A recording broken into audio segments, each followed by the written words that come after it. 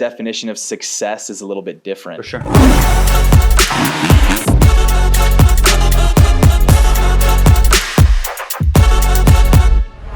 All right, guys. Hey, welcome to the Legends Series podcast brought to you by Ladder Real Estate, where we interview local legends here in North Idaho. We call them legends on the local scene. We're really excited for our first guest. His name is Tyson McGuffin. A little bit about Tyson. He's a five-time Grand Slam champion in the sport of pickleball. He's a four-time national champion, and he is a legend. And here at Ladder Real Estate, we define legends as a force that can't be ignored. So Tyson, the local legend, thanks for being here, man. Boys, thanks for having me, man. Yeah, appreciate that intro. Yeah, there you go. Well, I mean, you're a local legend, and hopefully you feel good about that. I certainly do. Yeah, there you go. But yeah, my name's Tyson McGuffin. I'm from Lake Chelan, Washington. If you guys have never been to Central Washington, definitely check that place out. Beautiful area.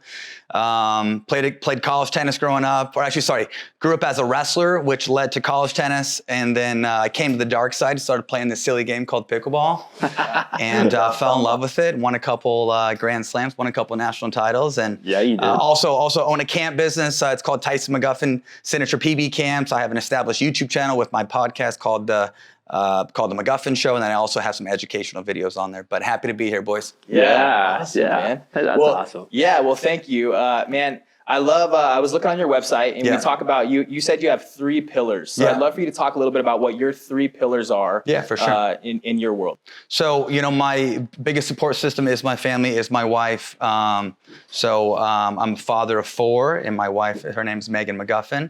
And yeah, my 3 pillars is me as an athlete, me as a dad, then me as a coach. I taught tennis for about 10 or 12 years growing up, worked as a head tennis pro, then worked as a director of tennis. Was USPTA certified, and so when I came into pickleball, something that is super important to me is seeing people's games go full circle and being able to give back to the community. So love the whole coaching aspect of it. But so my camp business, we run anywhere from 30 to 50 camps each year. Me as a dad, I try to devote all my time and effort towards my family, when I'm not teaching camps or I'm not training. And then me as an athlete, I've been playing professionally for the last 8 years. I've been ranked as high as number 1 in the world in men's singles and men's doubles. That's awesome. I'm only getting older and better looking, if you know what I mean. Definitely not having any more children. Man, we're very blessed. This has been a super cool journey that I've been on. When I met my wife on the pickleball court in 2017.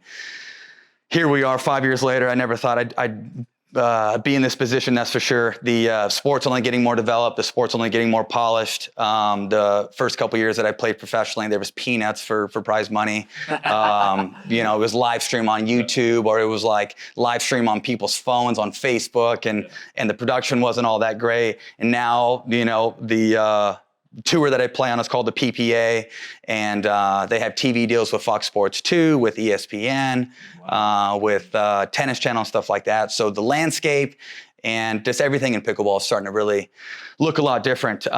This last year was the first year where I signed a player contract. Now players get appearance fees to show up. There's bigger brands coming to the sport. What you're looking at here is my beautiful signature paddle from Selkirk. Selkirk's actually based here in Hayden, Idaho. Yeah. Doesn't get better than that, right? Come on. Yeah. Local legend and local paddle. And then also too, this is my signature shoe that I built with Skechers. I'm full head to toe with Skechers. Love that. Not only do I have my own paddle, but I also have my own shoe as well. And soon I'll be coming out with a clothing line with Skechers. So pretty badass. Come on, man. Awesome. Man. But yeah, just trying to transcend the sport, be the most marketable guy out there. I don't take myself too serious. I think fans in my community, definitely appreciate that. I've kind of used the content to get people to see me in a much different light. I've used the content to be transparent, and not only has the content benefited me as an athlete, but it's benefited the camps. On my YouTube channel, I think we have like 325 videos on there. Wow. Probably 40% is podcast, 60% is educational videos. So there's a lot of people that that can take a look at my YouTube channel, see this high-end production with the educational videos, and then it makes them want to go to my website and sign up for a TM camp and get yourself McGuffin. Come on. Get yourself McGuffin. Let's go. Get yourself McGuffin. So talk to us a little bit about this paddle right here. So I don't know too much about paddles. For sure. So educate us a little bit about your signature paddle. Yeah, so honeycomb base with some carbon, has a very forgiving hitting zone. I think if there's a couple things that most players are looking for in a paddle, it's they want a forgiving hitting zone that allows them to play soft. They want some extra grit on the surface to give them more spin, and they want some power as well. So it's kind of best of both worlds. And it kind of seems like technology with racket sports, technology with golf, it's kind of heading that direction. Yeah. Where it's best of both worlds, versus back in the day, 5 years ago when you're purchasing paddles, there was only paddles that played soft, or there was only paddles that was catered to power, or there was paddles that were catered to spin. And now just with more advanced technology, now we're starting to see racket sports and golf clubs and paddles, kind of get best of both worlds and have everything included. But yeah, I built this paddle in 2018. It's been a huge seller. Not only is it built with great technology, but it aesthetically looks a part as well. Best looking paddle in pickleball. Come on, dude. I certainly agree. Yeah. But yeah, I've been with Selkirk Sport for the last 8 years now. Selkirk is based here in Hayden, Idaho. They're one of the leading paddle manufacturers in the world. And They're legendary. They are legendary. Legendary in the pickleball scene. You know it. That's awesome. Well, something you said earlier, I love what you said. All your video content and everything that you do online, what you do in life is, you mentioned like 40% of your videos are educational. So you're not just like a professional athlete a businessman and a family man, but you're also like a teacher. Yeah, I try to play every field to the best of my ability. I definitely lack in certain areas, as with most of us, right? Yeah. For the first couple of years in pickleball, obviously I wasn't making a whole lot of money playing, so it made sense to really get like aggressive with content, start my businesses, get the camps going. And now here I am 8 years in, and the camps are selling out. We're getting good views on the podcast show. We're getting good views for the educational videos. Get more subscribers for YouTube. And so this is the first year where really like there's enough brand endorsements coming in and there's enough money playing that like I can take a step back. I can delegate with camps. I have a wide range of leads that lead camps for me. And this is kind of what I've wanted for the last 8 years. It's kind of build myself up and have enough brand endorsements coming in where I can simply just focus on taking care of my beautiful children, taking care of my wife, and taking people's heads off on the court. Taking heads off. Yeah, that's what it's about. I love that. Well, it's obvious, man, that you've seen a lot of success, which is really cool. Yeah. And I've been following you for a little while, and I have seen you build your brand as well, which I think is really smart, right? Because you're not just an athlete. You're, like you said, you're a husband, father. You're an entrepreneur, and so. What I would love to hear from you, because everyone's definition of success is a little bit different. For sure. What is Tyson McGuffin's definition of success? Yeah, so I'm the youngest of 7. I grew up, outworking people in the weight room. I grew up outworking people in the wrestling room, and then when I started playing tennis at the age of 14. I took that same initiative. So my definition of success is outworking people to achieve a goal. Whether that's through the camp market, whether that's me being on the court, whether that's being aggressive with content and trying to be the most efficient content creator, as I can. But I think for me, it's work, it's effort, and it's just trying to outwork people. I love that, I think most people can see that with you bringing, like, you're like the lead force of pickleball. In my opinion. Well, yeah, you're bringing pickleball to the world. Yeah, and I think something too, like there's a lot of professional pickleball players that came from tennis, obviously, and they started playing tennis at the age of 5, right? I started playing tennis at the age of 14. So just with like, there's a lot of pro pickleball players that are more talented than me. Yeah. But as far as work and effort and like intensity, like I always own that category. Yeah. So I definitely put a lot of emphasis and put a lot of just effort towards that area. And that means a lot to me. And I think it's put me in a position where it's made me very successful as an athlete and as a business person, Yeah. Out freaking work them, baby. Outwork them. Well, and we were talking before the podcast, and you mentioned you got that dog in you, man. And I've realized in different avenues in my life where I feel like maybe I have that dog in me in different lanes as well. And I think everyone does, and to their own extent, right? When you're coaching, is that something you feel you can coach athletes to have? Yeah, for sure. So I definitely cater my coaching kind of through my background, right? How I grew up, what I see, is important as an athlete. And like I've said this on so many podcasts. I've said this in a wide range of camps as well. Like I would take effort over talent any day. Come on. I would take effort. I would take a freaking hard worker over talent any day. Yeah. And I think it shows some true character too, man. Like it's easy to be talented. It's something totally different to not be talented and to have to work your ass off to get somewhere, Yeah. I agree. Yeah, that's something that we do a lot of coaching within the business space here with real estate agents and business owners. And one thing that we talk about a lot is that effort can't be taught and it can't be coached, right? Effort's up to you, because you could tell me you're giving 100% but only be giving 60, but how would I know?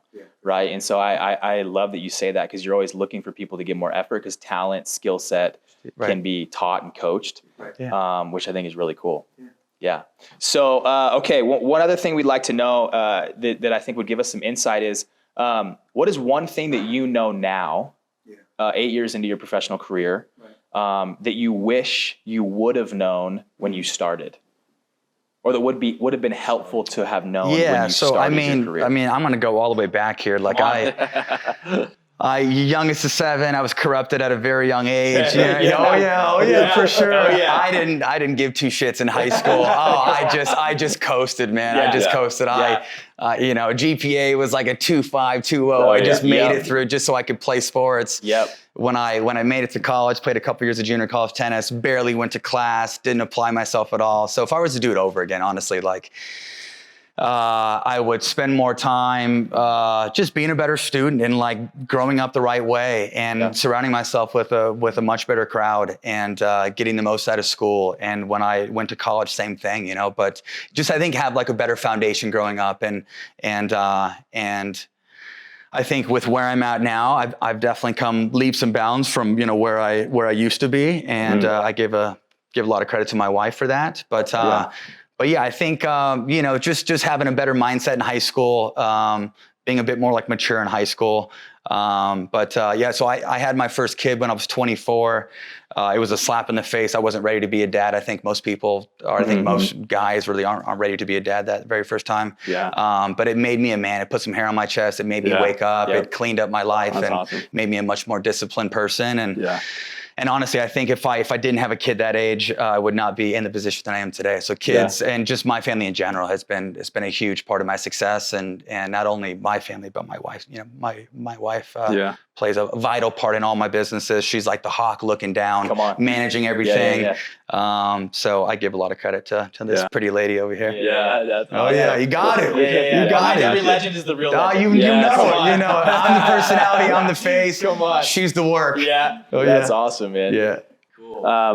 You made me think of another question, because I think like a legend like yourself, you make a lot of great choices, or you learn a lot of good lessons, right? And also I'm kind of curious, because I know even for myself, I made a lot of bad choices. But because of that, it's allowed me to become the person I am now. For sure. Right. So what would you say is like one of the hardest lessons you've learned that actually turned out for good? I think so I'm like my dad in that sense, where like my dad was too nice and he got ran over, whether it was business, it was lifestyle stuff. And so I think just being too nice, having like a big heart, trying to take on projects, like both my wife and I can vouch for that. Like we've taken on a lot of projects just because we're selfless and we want to help people, and usually it ends up slapping you in the face. And there's plenty of times where it doesn't slap you in the face, right? But I don't know. I think like the approach that we're taking nowadays is that we're keeping our inner circle tight. And if people can't benefit us, or if there isn't something that gives back, if they're just trying to take, it's not worth it, you know? Honestly, we're trying to clean up our life. We're being a bit more selfish in that sense, and really just focusing on our little unit. And I think at the end of the day, what's most important is your family, right? And you know, I've had to clean up some of the high school baggage and some of the old buddies and stuff like that. And maybe even, you know, even some of the family members in my life. And my wife has played a big part in that as well, as putting her foot down and saying, hey, like, life's a hell of a lot easier when you simplify and you scale back and you have less going on and you're not trying to take on projects. And now if I was single and didn't have 4 kids, it'd be a little different, right? But we have so much going on right now, and like my time is you know, I don't have a lot of time in general. And so with that being said, we're just trying to like be as efficient as we can, and really just like, I guess keep that tight and not take on projects or not cater to everybody's needs, just because it's freaking exhausting. So how do you do that?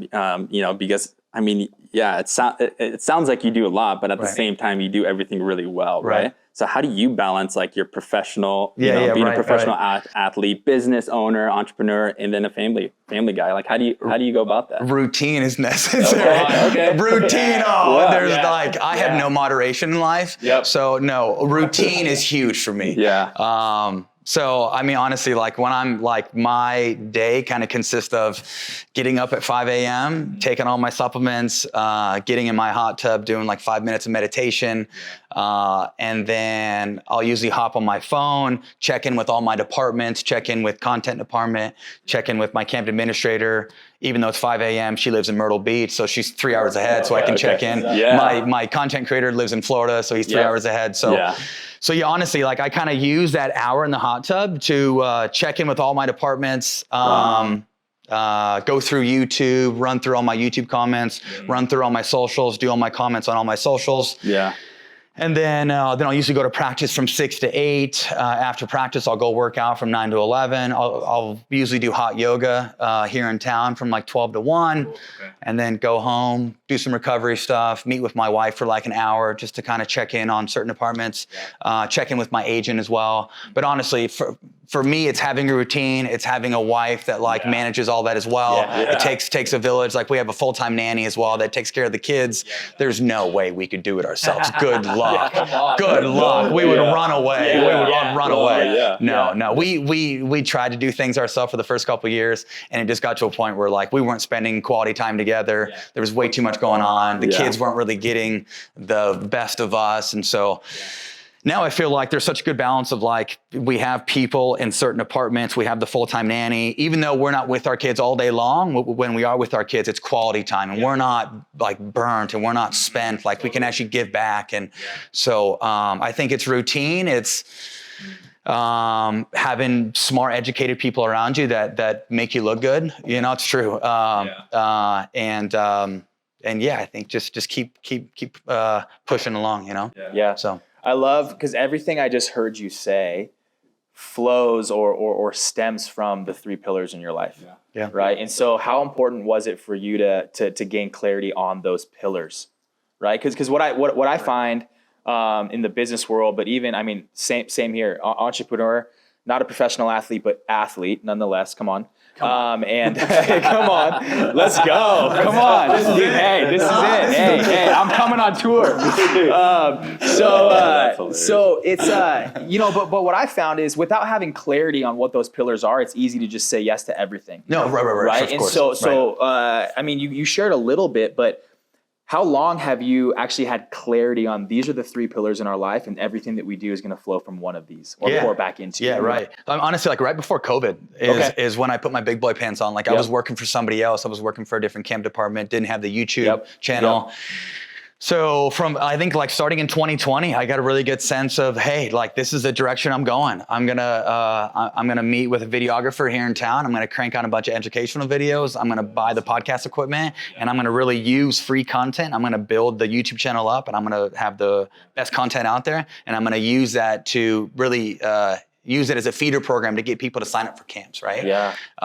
Way to go. And then, me as an athlete, I've known from day one who I am, right? I've had plenty of clarity there. And then obviously, me as a dad, like, I found out real quick when I was 24 years old, and I had to wake up super fast, But I think like as far as like the business side, that was later, right? Yep. But me as an athlete, like I've been a dog, I feel like since I was like 10 years old, right? Like I've been the same person. That stuff never leaves you. Yeah. And then me as a dad, like it was funny because we like my wife has a 15-year-old, I have an 8-year-old from my previous. And then here we are, and we like, end up getting married, and we have 2 babies, and like we're doing it all over again, right? So, I know personally, like I'm so much more prepared now than I was when I was 24 and had my first. So, I think we're still growing. We're still trying to find some added clarity, in the family side. But no, it's all good and it's all healthy, Yeah, I love that, man. So you shared a lot, but I would love to hear, we talk about professional achievements. We have a lot of, your family or personal achievements. Yeah. Outside of what we've talked about, what is one of your greatest personal achievements in your life? Yeah. Maybe things that you're willing to share, or something you're willing to share that's not seen by people. Yeah, that's a great question. Personal achievement. That's not athlete related. That's not business related. It could be, but maybe outside of the 5-time Grand Slam champ, the national champ, the things that to you made a huge difference. It was a huge achievement for you. Right. Yeah. I'm gonna go back to my roots here. Honestly, I think just kind of growing up, not as a bad kid, but just growing up, being a little rocky around the edges. Being the youngest of 7, not really. Trying all throughout college, and then having my first kid when I was 24. I mean, I think my greatest achievement personally is just cleaning up my lifestyle, being a much better human, being more disciplined, really finding myself, finding a much better version of myself, believing in myself, and just like growing down the right path. And not only, and I think too, like growing up, I was pretty selfish, and I think, obviously, having my first kid when I was 24 made me a lot less selfish, maybe more selfless, and I think just being more rounded and just cleaning up who I was growing up, and just being a much better individual. Yeah. So. I love that. I think it's important because people see you and who you are now, which is awesome. It's incredible, inspiring. People, there's kids around here like, I want to be Tyson McGuffin, right? And some of those kids probably have having a harder time with not cleaning up their life, right? So I think it's important for people to realize that, the results that we see stem from a lot of hard work. You're right. That you've had to put in on the personal side, the inner side, making better decisions and habits. And I always love hearing behind the scenes of the success that people have, right? One question that's just burned a hole in my pocket that I wanted to ask. You've seen pickleball evolve over the course of the last decade. Right. Landscape looks very different these days, that's for sure. Where do you see it going? So let's say 5 years from now, if you had to guess where pickleball is worldwide.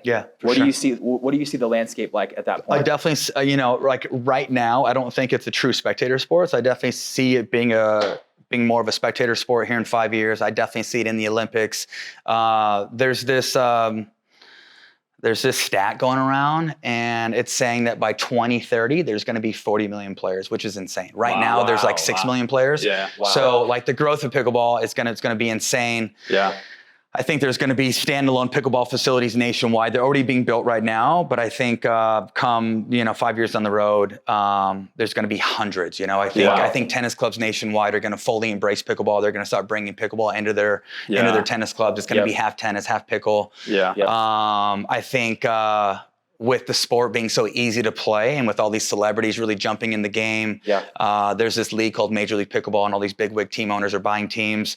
Pickleball is so accessible and so easy to play. I honestly see like a celebrity tour going on. Like Jamie Foxx owns a paddle company called The Best Paddle. Is Tom Brady an owner? Tom Brady's an owner. Drew Brees is an owner. I play for the New York Hustlers. LeBron James is my owner. Oh, come on. So I just see everything heading down the right path, getting bigger in the Olympics, more events, more prize money, bigger brands coming in, and hopefully I never go anywhere, and I can stay relevant, and I can stay in the top 5. Yeah. Come on. There you go. But I mean, I don't know. My whole plan is honestly to like leave the sport, pinch as much money as I can out of this sport, and be sure to take care of my wife so she doesn't have to work another day in her life. Be sure to take care of the kids.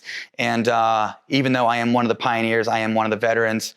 I want to leave pickleball with a big old bag, and I want to leave knowing I gave back to community. I was a role model for juniors and for the youth, and because you're a legend. Yeah, I just want to be the biggest legend that I can. Come on, man. I love that. Yeah, I mean, as we kind of wrap up, if you were to give the people listening, because I know there's going to be a lot of people listening because Tyson's on here, Right. If you were to give one piece of advice, just either a one-liner or whatever you want, like advice to people listening to you, what would you give? Yeah, I think first and foremost, if nobody else believes in you, at least believe in yourself. Like that beliefs go such a long ways. Confidence goes such a long ways. I can't tell you how many times in matches where I'm not confident and I'm second guessing myself and I can't perform.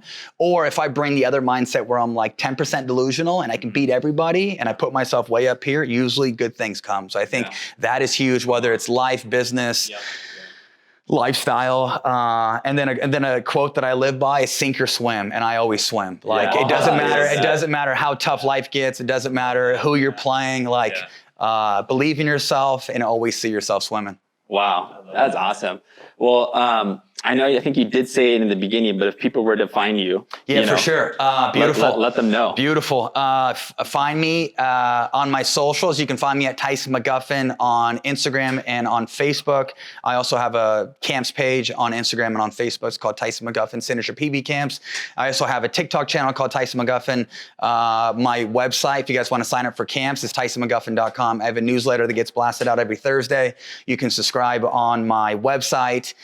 And appreciate you guys. If you guys want to come get McGuffined, go to my website, TysonMcGuffin.com, and get yourself signed up. Appreciate you, boys. Come on, dude. Yeah, thank you, man. Thank you, man. Thanks, bro. All right, I appreciate it, man. And that wraps up Legend Series episode 1 with Tyson McGuffin. Thank you guys for joining. We'll see you.